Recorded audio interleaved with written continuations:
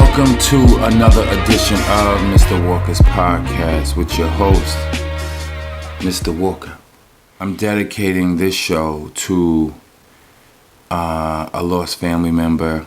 I lost a aunt. My cousin lost a mother. And this is why I am actually wearing these colors. My Aunt Sissy passed away a few days ago, and I am wearing the Pittsburgh Steelers colors and representing my aunt that passed away.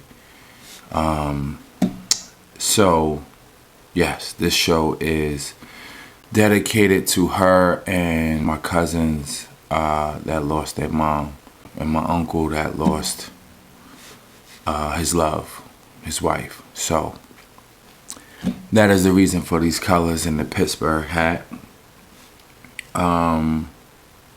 Please say a prayer for my cousins and my uncle and everyone that loved my aunt. She'll be truly missed. And yeah, so let's get into the topic, or some topics. And I felt like I should go here because my cousin was really close to his mom. I have two cousins that lost their mom, Mark and Keela. I don't want to, I would hate to say like one was closer to his mom than the other, but I know one is,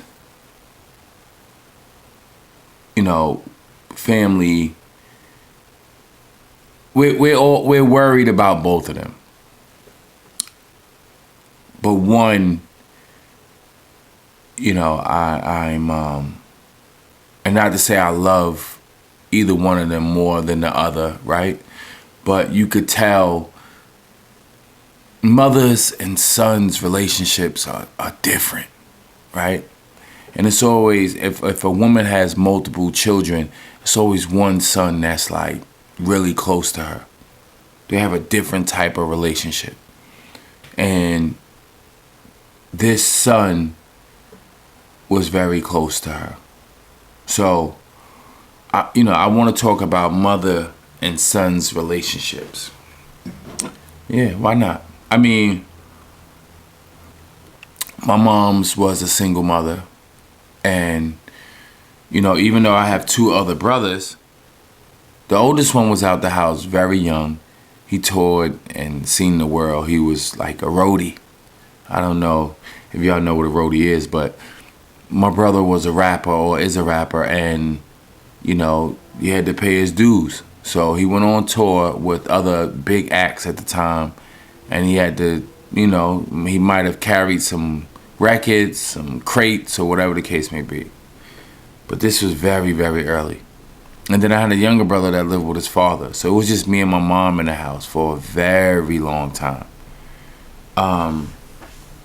And the bond that me and my mom had or have, it's different.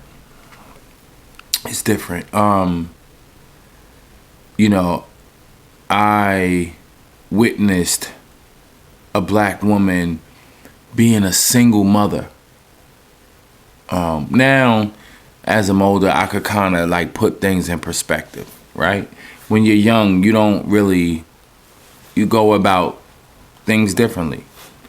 But seeing that, watching my mom go through what she had to go through, for me to actually get here in front of this camera talking about what I'm talking about, it was a journey. And I want to believe, or I do believe, that I went through it with her. It was things that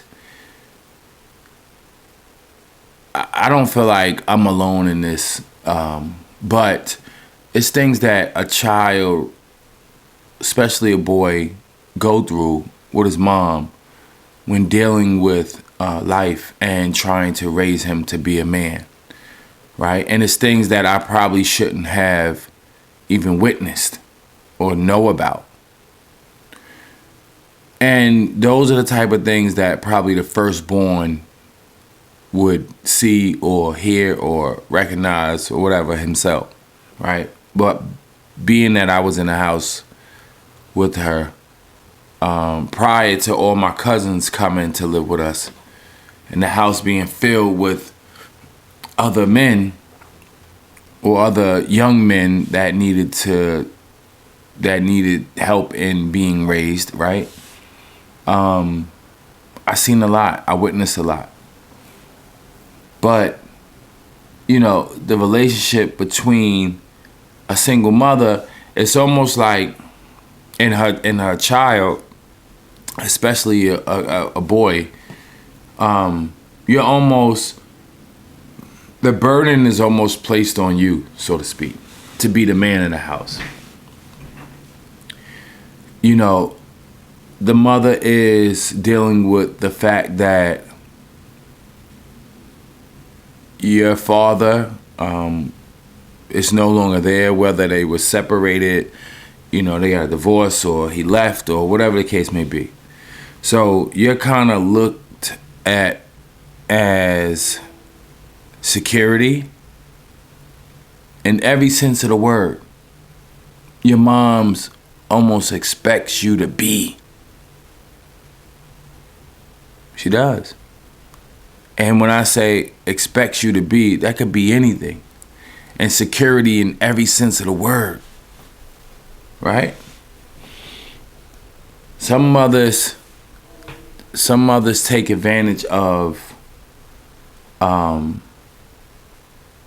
young child that knows or that was given the information early about his father not being there. A mother takes advantage of the fact that a guy isn't in the house, right? And kind of manipulates the young child. Not to say that that was done to me, but just saying, like watching a single mother, a single mom and her son operate under the same roof.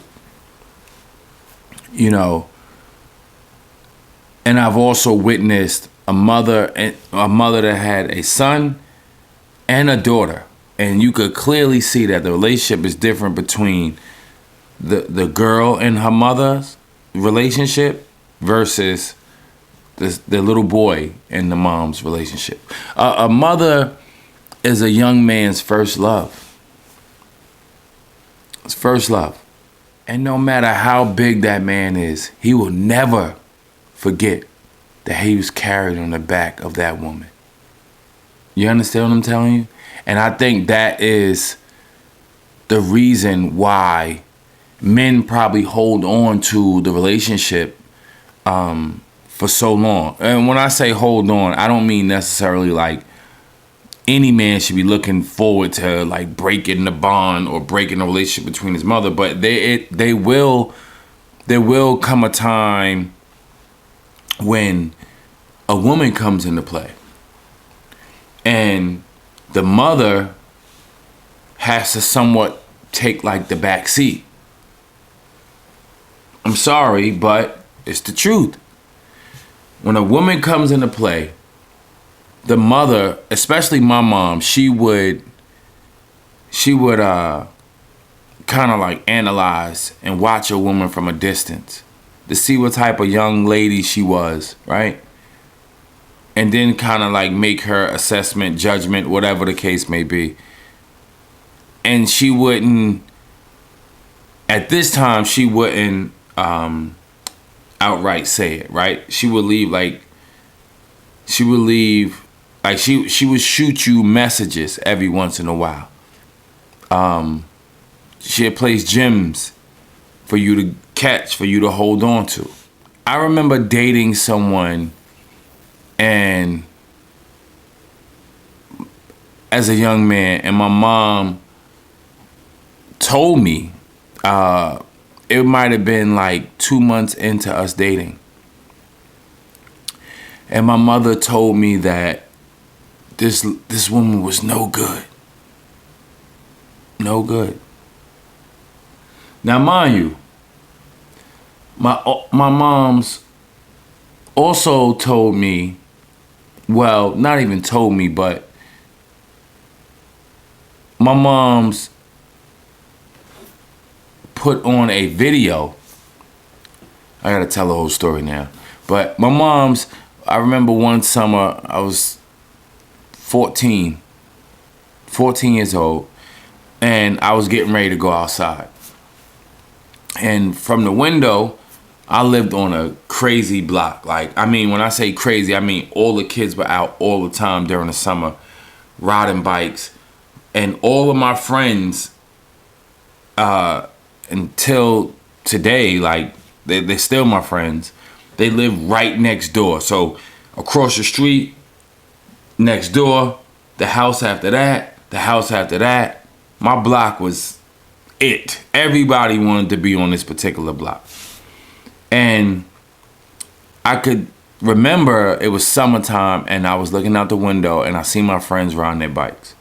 So I'm about to get myself together and take a whore bath. A whore bath is washing up in the sink. And just to hurry up and get outside, wash my face, wash my body up, brush my teeth, all of that shit. Put some grease in my hair, whatever.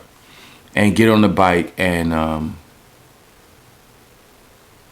go outside to play with my friends. But when I finished out the bathroom, I was about to run upstairs to my room, and my mother stopped me. And she was like, I need you to sit on the couch. I think I kind of resisted at first, and she was like, boy, sit on this goddamn couch. I sat on the couch. She put this tape in, and it was a video of like cartoon characters. Not like Bugs Bunny or anything like that, but like stick figures. And it was basically like a sex ed video.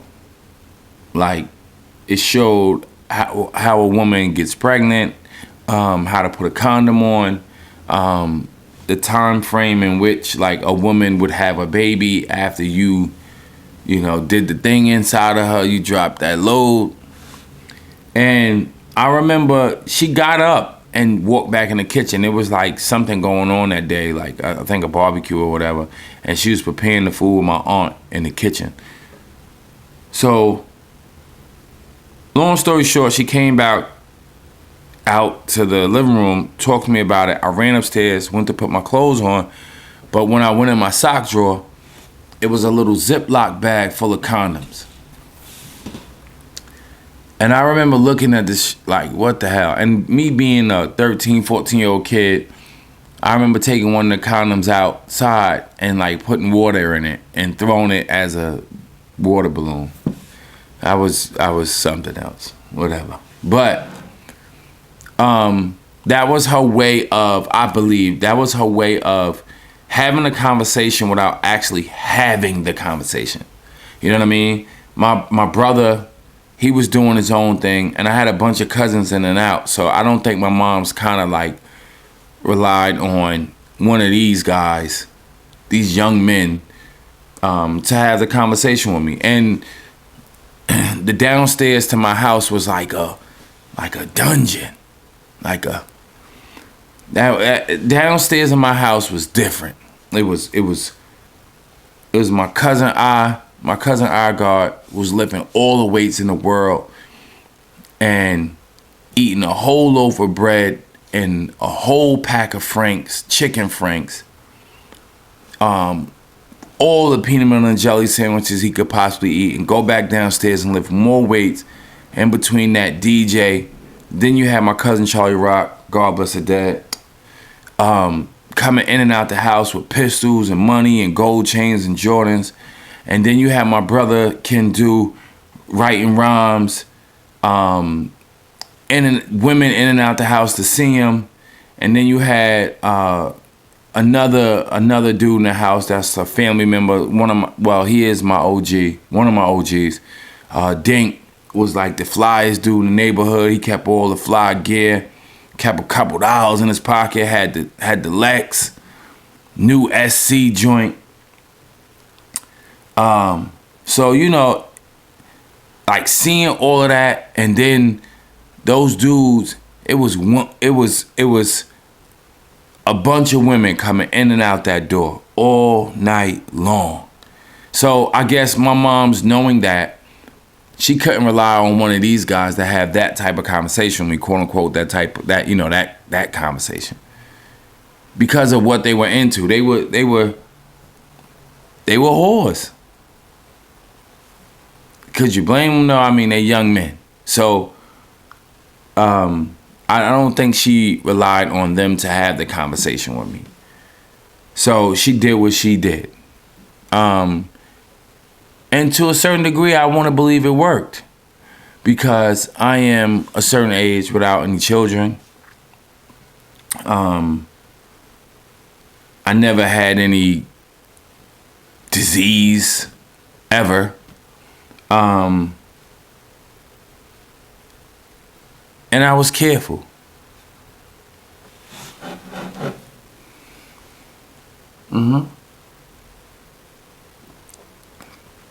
I was careful. While a lot of other people weren't, and ended up in fucked up situations, I didn't. And that's all due to the help of family members, friends, and especially my mom. I think along with making those right decisions and growing up, right? Getting older, wiser, maturing, the reputation, right? Because everybody in the neighborhood was somewhere having babies. If they weren't having babies, something was wrong with them. And, you know, I feel like that definitely carried, right? Speaking of that, like reputation, sometimes a person's reputation could precede them, right? And I feel like, especially with men, you know, certain men deal with men a certain way because of what they might have heard about this particular guy, right? So the initial meet is because the resume of this man was read by you. And honestly, over the years, that's why I've for me, it's hard to allow certain men that close to me. Because a lot of men, people in general, when you let them too close to who you are in your personal life, you know, your home, or just sharing a lot of your time with them, some people could take advantage of it. And I've been a victim of it, where you allow someone in your personal space and they take it for granted, as if you allow everyone in this personal space. You know, I would think my reputation is a no-nonsense space, a guy. I conduct myself like a grown man. If you're around me, you wouldn't hear me talking that crazy gangster, jail, blood, Crip, whatever other gang is out there. You not gonna hear me talking that shit. Cause there's no need for me to. I'm grown as hell. So whatever I did in the past, it's the past. You understand what I'm saying? And I want to believe my reputation at this age is great.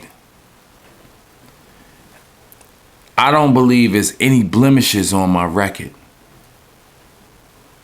When people speak of me, so I heard, it's great shit. I conduct myself like a grown man. I get respect. I share wisdom. As you can see, I do it week to week on this shit. But I'm a no-nonsense type of guy. I'm not going for any foolishness. None of it. Right?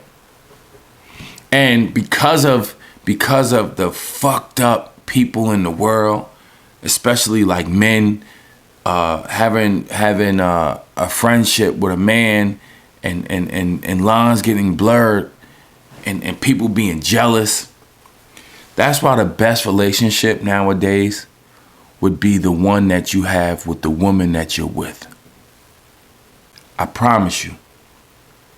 And as soon as she gets into or figures out how to get closer to you by really taking notice or enjoying the things that you might enjoy, fuck niggas. That's the type of time you're gonna be on. Cause now you got the best friend that you fucking, right? She the bomb, she pretty as fuck, right? Sex, you love her, so sex is on a trillion. You understand what I'm saying? That shit is off the meter because you love her. And sex is better when you're in love. Am I lying? Tell me. Now she's into the shit that you're into. She in the crib with you. She cooking that meal that you like, right? Now, for your male friends to come see you, you gotta invite them over. Now it's not even about you going outside to hang out with them. And you gonna always need that male, companionship, friendship. You gonna always need that male friendship, that man's, your guy's advice, that hangout time. You gonna always need that, right? But the time that you probably spend is going to get shorter. Not all people go through this, but a lot of people do, right? And my OG Dink told me this shit. He was like, yo, I'm cool with coming out, passing through, I have a conversation with a motherfucker, and I get up out of here, right? I said, word, like, that's it? Yeah, and he's known these people all his life. He's like, listen, they could come to the crib. They welcome to my house. But see, at my house is rules.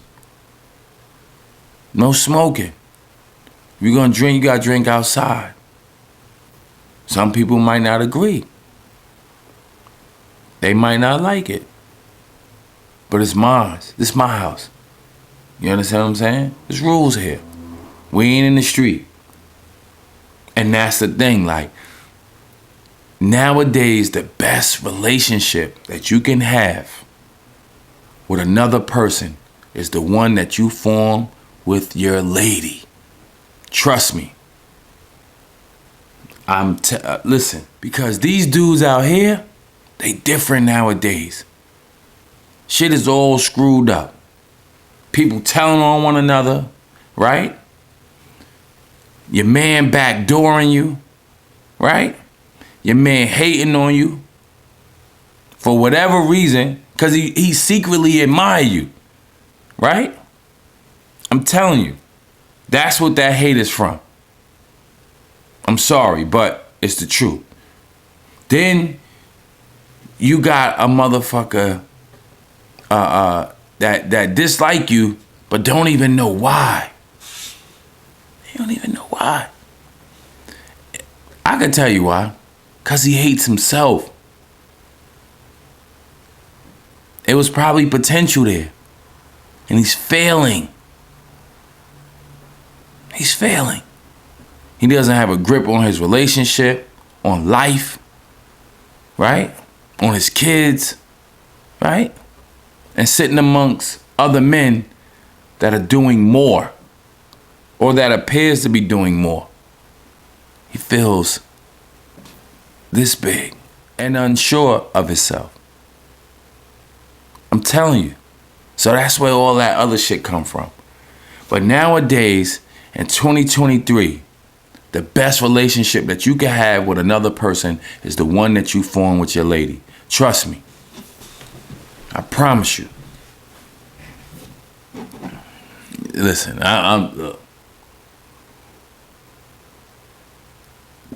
because at the end of the day, if you spend some time with shorty, she knows exactly who you are, right?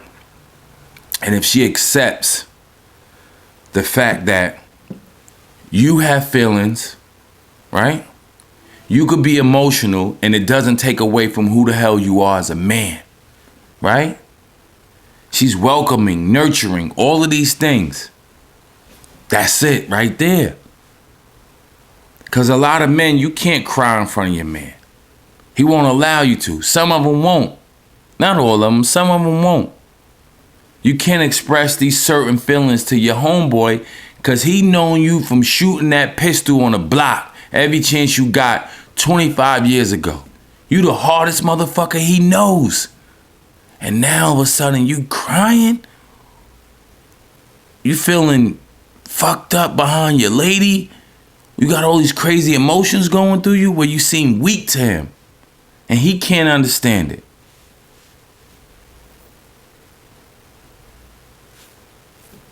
Listen, I'm just here to give you some advice. Fuck niggas. I'm sorry, but it's time for me to introduce the sneaker of the day. This is a pump. I'm gonna let y'all know right now. It's tennis pump. I took out the closet. You see it. You know what I mean? I used to fucking fiend for these joints. Yeah, that shit right there. Yeah, you know what I'm doing, you know. I don't give a fuck. Listen, here. I don't care what season it is. I got pieces. I got feet pieces. I put mines up against anybody. I'm not telling you that I'm the king. I never said I was the king. But I'm definitely a contender. This is a whole fact. And I ain't just talking about feet pieces. Whenever you see me, you know what it is. I'm gonna talk my shit. You know what it is. I'm not here to play with nobody kids. This is serious. Everything is serious. It's kill. It's kill season. It's cold outside. It's cold outside. It is cold outside. This is the weather you could get fresh to death. Not summer. Not spring. Not winter. Fall going into winter. You could put that shit on. You understand what I'm telling you? This is when we see who could really dress. And I ain't talking about going in the store and buying the shit off the mannequin. I'm talking about actually putting pieces together that look great. You understand? That look great. And I'm not, and it doesn't have to be name brand shit. You know, big name brand shit. You know, cause you Fendi, Louis, Gucci, Prada, whatever other brand is out there that y'all wearing, y'all put all them shits together and think that it's a dope outfit. First of all, heifer, that belt that you got on is European. There's no way that shit fitting around that fat old ass of yours. Them hips, them baby bearing hips. Child, please. They don't even make belts that size. They don't even make belts that size. Stop lying. Yeah, I said it. Yeah. Until that motherfucker that's 6'4", wearing that fucking Louis shirt, that European shit, that German, whatever. Listen here. Cut it out. Ain't no future in your fronting. I said it. Ain't no future in your fronting. Shit is real. But y'all do what y'all do. You understand what I'm saying? Y'all do what y'all do. I know. I'm not gonna wear. Listen, I ain't with the silly shit. I ain't wearing no fake shit. No fake sneaker, no belt, hat, jewelry, whatever. That ain't gonna. Never. Never. It's no reason to. I'm not trying to keep up with anybody. The space that I'm in, the lane that I'm in, I'm top dog. I'm top dog in the lane that I'm in. You understand what I'm saying? I don't have to. I did it. I'm doing it. I'm alive. I'm alive. If you knew exactly what I went through, and I'm gonna let it all out. Just give me some time. You would praise the hell out of me. It was a journey. It was a journey, and I made it through. You know why? Because I'm built to last. This shit is real. This shit is real. Ain't got no time for the silly shit. I'm a survivor of everything, of every part of fucked up shit. Yeah, it's a fact. It's a fact. And I was counted out. I was counted out. Trust me, I was counted out. Teachers, other people's parents counted me out. Now look.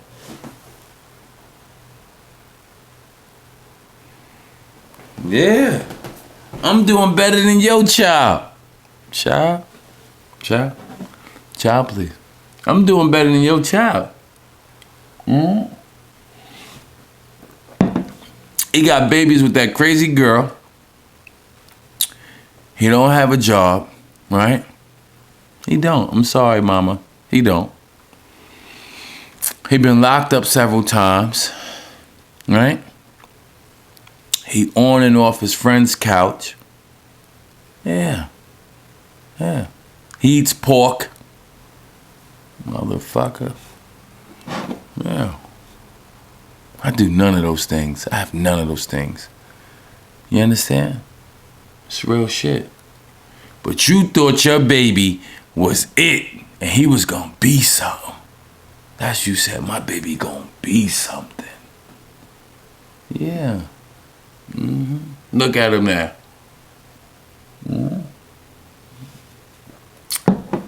Yeah. I just hope that he gets it together. Yeah, why not? You know? Why not? We rooting for everyone. We not gonna hate on anyone. We're not. Yeah, so I'm just letting y'all know. We discussed a few topics that was on my mind.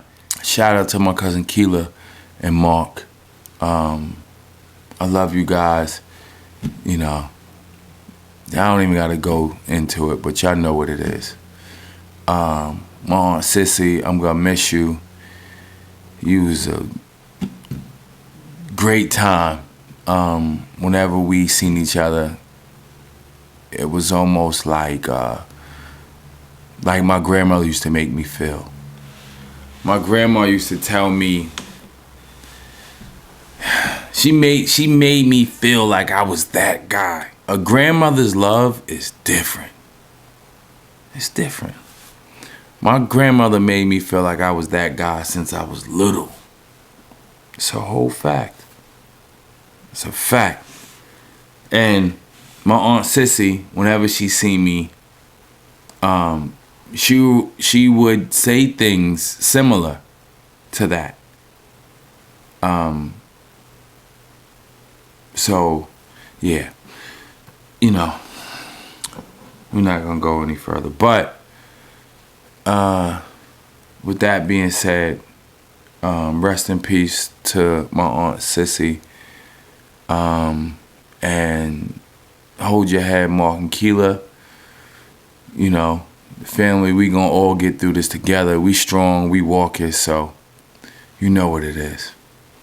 With that being said, we gonna close out the show with "We Rollin' Bitches."